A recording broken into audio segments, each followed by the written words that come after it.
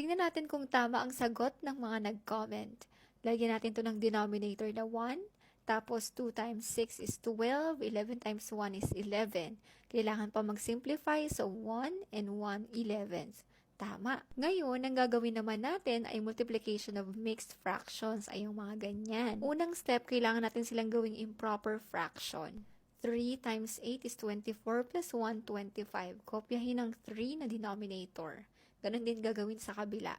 2 times 4 is 8 plus 1, 9. Kopyahin ang denominator na 2. Ngayon, pwede ka na mag-multiply kasi masyadong malaki yan, kaya nag-cancel ako. 25 times 3 is 75, tapos 1 times 2 is 2. This is an improper fraction, so mag-simplify tayo. The final answer is 37 and a half. Isa pang halimbawa, ganun na ulit, gagawin natin itong improper fraction. 10 times 4 is 40, plus 9, 49. Kopyahin ang denominator. Ganun din gagawin sa kabila. 7 times 1 is 7, plus 1, 8. Kopyahin ang 7 as your denominator. Magka-cancel ulit ako para hindi masyadong malaki yung i-multiply.